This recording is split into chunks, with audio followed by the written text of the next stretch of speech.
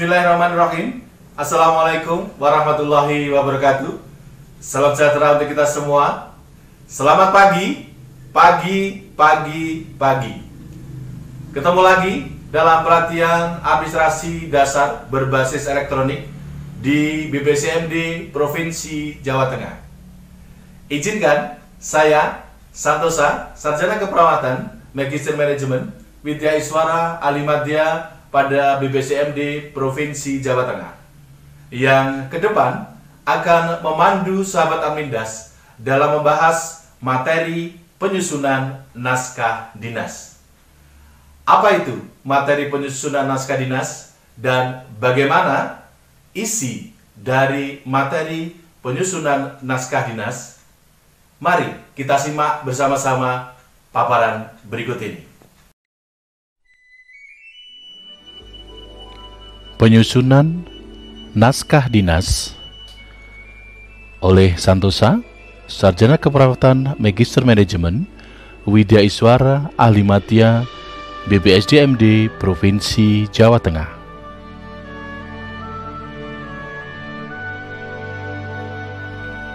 Tujuan pembelajaran pada materi ini, peserta diharapkan mampu memahami jenis naskah dinas. Yang kedua, peserta mampu menyusun naskah dinas dengan baik dan benar. Yang ketiga, peserta memahami kewenangan penandatanganan naskah dinas. Konseptual. Berdasarkan Peraturan Gubernur Jawa Tengah Nomor 29 Tahun 2012 tentang tata naskah dinas di lingkungan pemerintahan Provinsi Jawa Tengah menjelaskan bahwa definisi dari tata naskah dinas adalah pengelolaan informasi tertulis yang meliputi pengaturan jenis, format, penyiapan, pengamanan, pengabsahan, distribusi, dan penyimpanan naskah dinas serta media yang digunakan dalam komunikasi kedinasan. Sedangkan naskah dinas adalah informasi tertulis sebagai alat komunikasi kedinasan yang dibuat dan atau dikeluarkan oleh pejabat yang berwenang di lingkungan pemerintahan Provinsi Jawa Tengah. Selanjutnya adalah bentuk dan susunan naskah dinas. Bentuk dan susunan naskah dinas terdiri dari produk hukum daerah, produk hukum perangkat daerah, dan surat. Produk hukum daerah meliputi peraturan daerah provinsi, peraturan gubernur, peraturan bersama gubernur, keputusan gubernur. Untuk produk hukum perangkat daerah adalah peraturan pimpinan SKPD atau keputusan pimpinan SKPD. Dan surat ada 35 jenis naskah dinas. Sifat dan aturan penulisan produk hukum. Sifat dan aturan penulisan produk hukum ada dua, yaitu sifat produk hukum dan aturan penulisan. Sifat produk hukum terdiri dari pengaturan dan penetapan, sedangkan aturan penulisan memuat tentang ketentuan huruf, ukuran, dan kertas. Macam-macam naskah dinas. Macam-macam naskah dinas ada 35. Di antaranya adalah instruksi gubernur, surat biasa, surat edaran, surat keterangan, surat izin, surat perintah, surat perjanjian, surat perintah perjalanan dinas, surat perintah tugas, surat kuasa, surat undangan, surat panggilan, nota dinas, nota pengajuan konsep naskah dinas, lembar disposisi. Macam-macam naskah dinas selanjutnya adalah laporan, berita daerah, piagam penghargaan, rekomendasi, berita acara, surat tanda tamat pendidikan dan pelatihan, surat pengantar, notulen, sertifikat, telegram, memo, letter of intent, lembaran daerah, daftar hadir, memorandum of understanding.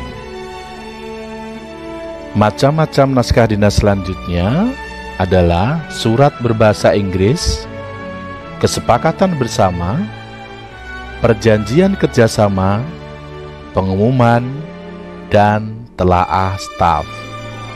35 macam-macam naskah dinas sudah terpaparkan. Selanjutnya adalah asas-asas tata naskah dinas. Asas-asas tata naskah dinas ada 6. Yang pertama adalah asas daya guna dan hasil guna. Yang kedua, asas pembakuan. Yang ketiga, asas pertanggungjawaban. Yang keempat, asas keterkaitan. Kelima, asas kecepatan dan ketepatan. Dan 6, asas keamanan. Prinsip-prinsip penyelenggaraan tata naskah dinas yang perlu diperhatikan adalah 1. Ketelitian. Yang kedua, kejelasan. Yang ketiga, singkat dan padat. Yang keempat adalah logis dan meyakinkan. Selanjutnya adalah tingkat keaslian naskah dinas. Dikatakan asli jika ada tanda tangan pejabat yang berwenang dan cap dinas. Yang kedua, salinan atau turunan merupakan salinan secara keseluruhan naskah dinas yang tidak berbeda dengan surat aslinya. Petikan. Petikan adalah salinan dari keputusan yang hanya memuat bagian-bagian yang perlu untuk diketahui oleh pihak yang berkepentingan. Tembusan. Tembusan adalah hasil penggandaan naskah dinas yang harus disampaikan kepada pihak lain sesuai dengan yang tertera dalam naskah dinas dan bersifat pemberitahuan. Kategori tingkat keamanan dan penyampaian. Kategori tingkat keamanan dan penyampaian diantaranya adalah SR atau sangat rahasia, yaitu tingkat keamanan isi surat dinas yang tertinggi. Sangat erat hubungannya dengan keamanan dan keselamatan negara. R atau rahasia, tingkat keamanan isi surat dinas yang berhubungan erat dengan keamanan dan keselamatan negara. K atau konfidensial, yaitu tingkat keamanan isi suatu surat dinas yang berhubungan dengan keamanan dan keselamatan negara jika disiarkan secara tidak sah atau jatuh ke tangan yang tidak berhak akan merugikan negara. Termasuk dalam tingkat konfidensial adalah rahasia jabatan dan terbatas. B atau biasa, tingkat keamanan isi suatu surat dinas yang tidak termasuk 3 sebelumnya atau 3 di atas. Paham ya? Baik, kita lanjutkan. Penggunaan kertas surat. Penggunaan kertas surat dalam tata naskah dinas juga diatur. Di antaranya adalah 1. Kertas HVS 80 gram ukuran 210 x 330 mm untuk jenis naskah dinas yang mempunyai nilai keasaman tertentu dan nilai kegunaan dalam waktu lama. Kedua, A4 atau ukuran 297 x 210 atau 8 x 11 inci untuk makalah, paper atau laporan. Yang ketiga, kertas jenis buffalo ukuran folio kuning untuk piagam. Kertas jenis buffalo ukuran folio putih untuk sertifikat. Dan yang kelima, jenis ivory berat 100 gram warna putih untuk naskah letter of intent. Ini sesuai dengan standar dari Kementerian Luar Negeri Republik Indonesia.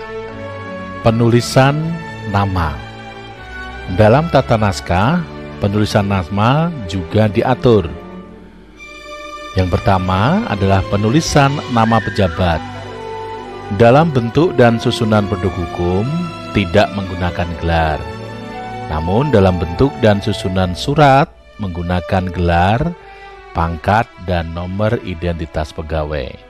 Penulisan nama gubernur atau wakil gubernur dalam bentuk dan susunan produk hukum tidak menggunakan gelar. Dalam bentuk dan susunan surat menggunakan gelar. Penggunaan dan kewenangan pejabat sementara. Dalam tata naskah dinas, penggunaan dan kewenangan pejabat sementara ada 3. Yang pertama adalah PLT, yang kedua adalah PLH, yang ketiga adalah PJ. PLT adalah pelaksana tugas, merupakan pejabat sementara pada jabatan tertentu yang mendapat pelimpahan wewenang penandatanganan naskah dinas karena pejabat definitif belum dilantik atau paling lama 1 tahun. PLH adalah pelaksana tugas harian, merupakan pejabat sementara pada jabatan tertentu yang mendapat pelimpahan wewenang penandatanganan naskah dinas karena pejabat definitif berhalangan sementara, paling lama 3 bulan. Dan PJ adalah pejabat, merupakan pejabat sementara untuk jabatan gubernur sampai dengan pelantikan pejabat definitif. Terima kasih sahabat Midas sudah menyaksikan paparan materi penyusunan naskah dinas. Meskipun belum seluruhnya, tapi saya yakin ini menjadi pengantar sahabat Midas untuk mulai belajar tentang penyusunan naskah dinas. Silakan Anda membuka modul-modul yang sudah ada, kemudian juga bisa cari referensi-referensi dan literatur yang ada tentang materi ini. Ketemu lagi nanti di kelas online dan berharap kita bersama-sama untuk belajar tentang penyusunan naskah dinas. Sekian, salam sukses sangat mulia, selamat berproses. Wassalamualaikum warahmatullahi wabarakatuh.